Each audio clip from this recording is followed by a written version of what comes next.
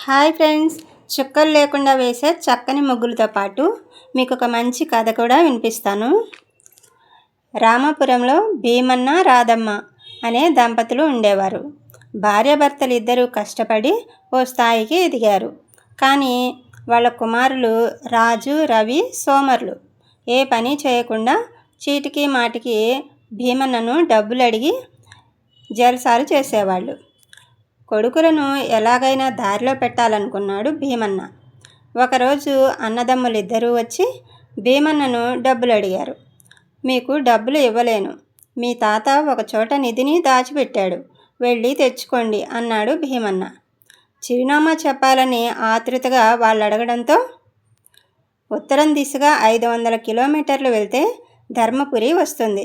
దానికి దక్షిణంగా వజ్రగిరి కొండపైనున్న గుహలో నిధి ఉంది అని చెప్పాడు భీమన్న. ఆ మాటలు విన్న వాళ్ళిద్దరూ వెంటనే నడక సాగించారు. జల్సాలు చేసుకుంటూ 2 ఊళ్ళు దాటేసరికే వాళ్ళ జేబు ఖాళీ అయింది. ఒక మేస్త్రి దగ్గర నెల రోజులు కూలి పని చేసి అతనిచ్చిన డబ్బులతో ముందుకు సాగారు. కష్టపడిన సొమ్ము కావడంతో జల్సాలు తగ్గించారు. మరో 5 ఊళ్ళు దాటాక మళ్ళీ డబ్బు అయిపోయింది. ఒక రైతు దగ్గర 3 నెలలు వ్యవసాయం పనులు చేసి కొంత డబ్బు తీసుకొని ముందుకు వెళ్ళారు.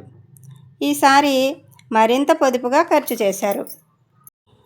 మరో 10 గ్రామాలు దాటాక మళ్ళీ డబ్బులు అయిపోయాయి. ఒక వర్తకుడి దగ్గర పనిలో చేరి వ్యాపారంలో మెలకువల్ని నేర్చుకున్నారు. వాళ్లే దుకాణం తెరిచి 6 నెలలు వ్యాపారం చేశారు. వచ్చిన ఆదాయంతో నిధి కోసం బయలుదేరారు. ఎట్టకేలకు ధర్మపురికి చేరుకున్నారు. కానీ అక్కడ ఏ కొండ లేదనే విషయం తెలిసింది. తండ్రి అబద్ధం చెప్పాడనే కోపంతో ఇంటికి తిరిగొచ్చి ఎందుకు ఇలా చేశావని ప్రశ్నించారు. నిధి కోసం పట్టరాని పాటలు పడ్డామని విసురుగా చెప్పారు.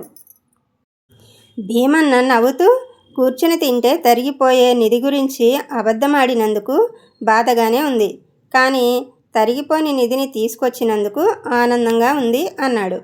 ఆ మాటలు వారికి అర్థం కాలేదు. ప్రతి మనిషిలో ఒక నైపుణ్యం ఉంటుంది. అది తెలియకే మీరు జులాయిగా తిరిగారు. ఇప్పుడు మీరు వ్యాపారము, వ్యవసాయము చేసుకోగలరు, కూలి పనులకు వెళ్ళగలరు. మీ నైపుణ్యమే తరిగిపోని నిధి అన్నాడు భీమన్న. తమని ప్రయోజకులను చేయడానికే తండ్రి అబద్ధం చెప్పాడని గ్రహించిన కొడుకులిద్దరూ భీమన్నను హత్తుకున్నారు. కథ ఎలా ఉంది? నచ్చిందా? కథతో పాటు ముగ్గులు కూడా నచ్చితే ప్లీజ్ ఒక లైక్ చేయండి. ఇలాంటి రంగురంగుల ముగ్గుల్ని ఇంటి ముందు వేసుకుంటే లక్ష్మీ కళ వస్తుంది ఇంటికి.